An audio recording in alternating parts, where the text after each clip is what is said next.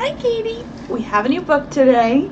We have The Clue of the Tapping Heels. Ooh. So let's jump right in with Chapter 1, Tap Code. Tap, tap, tap. Nancy, said blonde, pretty Bess Marvin, that doesn't sound like a regular tap dance.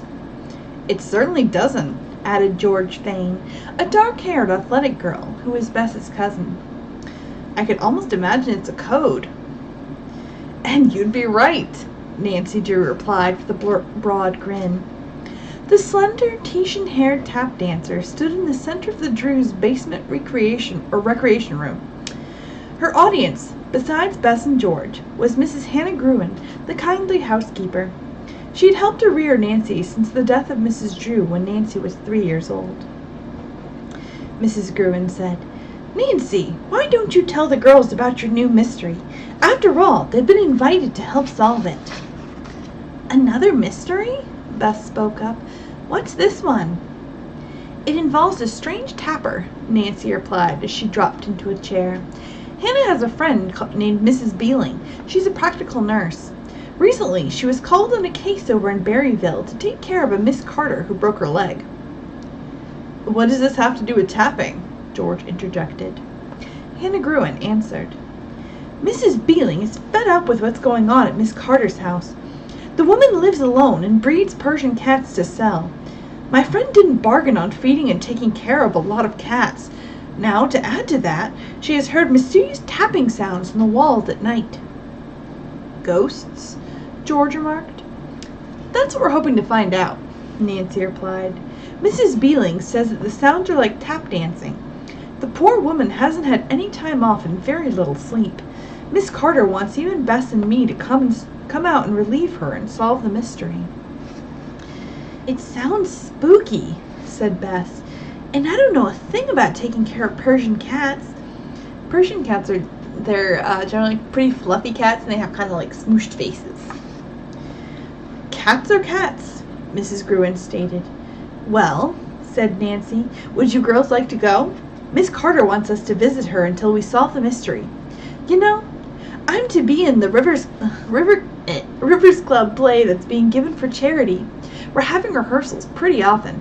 I wouldn't be able to stay in Berryville every night, but I could commute, so she could drive from where she is to there. Bess and George were eager to track down the tapper, and said they would ask their parents' permission. While Bess was telephoning upstairs, George said to Nancy, You still haven't explained about the code tapping you were doing. Nancy laughed. Recently I decided to study Morse code. I thought it would be fun to tap out messages with my heels. In a few moments, Bess was back, smiling. It's all right for me to go. When do we start? As soon as we can pack a few clothes, Nancy answered. After George had phoned her mother and was given a green light to work on the mystery, Nancy said she would pick up the girls in their homes in an hour. She telephoned her father at his law office to tell him of the plans. So you couldn't resist the challenge of another mystery? He laughed. Best of luck, dear, and let me know if you need any help. Nancy and her father had always been very close, and at times he had asked her advice on some of his cases. On other occasions, like this one, a mystery had come to her directly. Berryville, a small suburban community not far from River Heights where Nancy lived, was filled with cars and shoppers. Miss Carter's home was about half a mile from Main Street, Nancy said. Girls, watch for Amity Place. A minute later, they saw the sign and turned down the tree-shaded street. Flowers bloomed in every yard. Look for number 32, Nancy requested. They had almost reached it when, without warning, she slammed on the brakes. Bess and George swung forward on the front seat of the convertible. What? Bess began. Then she saw why Nancy had stopped so abruptly. An exquisite Persian kitten was wobbling across the road. Oh, Bess cried out. I'm glad you didn't hit the poor thing. Isn't it darling? I wonder if it belongs to Miss Carter, Nancy replied.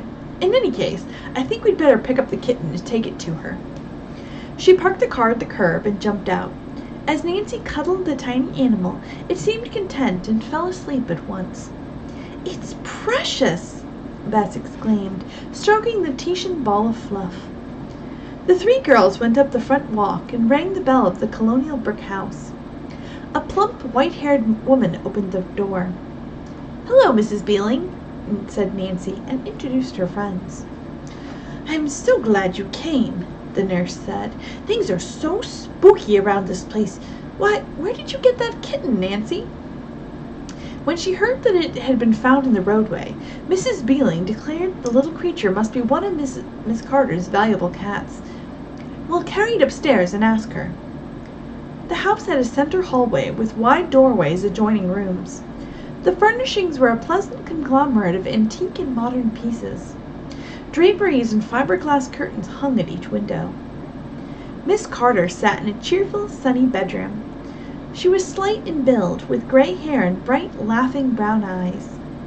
She welcomed the girls cordially, with both hands from a couch. Her right leg was in a cast. A wheelchair stood nearby. "You were so good to come," she said, and added with a trilly little laugh, "Oh, have you brought me a kitten?" Nancy shook her head and explained where she had found the animal. "I thought perhaps it belongs to you." Miss Carter took the kitten on her lap.